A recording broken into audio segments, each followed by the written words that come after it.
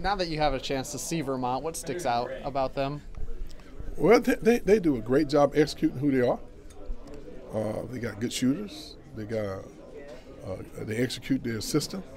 When you look back at the tradition of Vermont, I mean, that rivals a lot of the programs that we're probably more familiar with in, excuse me, in our area.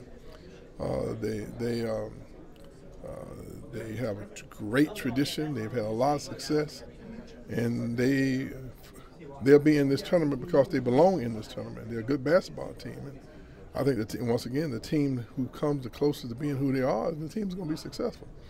Once you get into this tournament, no one is worrying about what conference you're from, who you played, where you ranked. Just look back at the things that happened last year. Just think about Loyola going all the way to the Final Four. You think about the upset of Virginia against a team from this league. So we're not taking anybody lightly, believe me. We understand that we're in a competitive game, and we need to be at our very best to be successful. How much did you talk to David when you guys saw Vermont lined up to be your opponent? Well, obviously, we're going to do our own evaluation. We've been doing this for a long time. But obviously, David just kind of echoed some of the sentiments that it was obvious that we had learned from watching video games film, footage of him. There's no doubt that David's probably a little more familiar with him, but there aren't really any real secrets. They're a good basketball team, and we better be ready to play. Is there anything that can be taken from last year's run to the Elite Eight that can carry over, or does that just have to be completely forgotten? I'm not real sure Vermont's going to say, gosh, these guys went to the Elite Eight, so maybe we need to turn it down a notch. That's not going to happen.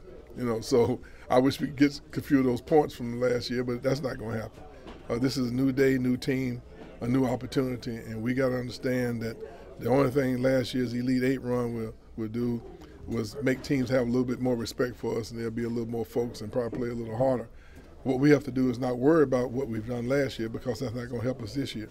This is a new addition. Every team takes on a different personality, and this is who we are. Now we got to go out and be the best of who we are this particular year. Leonard, how do you balance the success, appreciating the success you guys have had as a program versus staying focused on the task at hand? And I don't think that we haven't earned the right to do anything else. We have not won a national title. We didn't win the ACC title. What we've done, we've improved our program, and we've made some accomplishments. But if that's all that we're about, if we're going to start taking bows at this particular time, then we're not very competitive, and that's not the nature of our guys.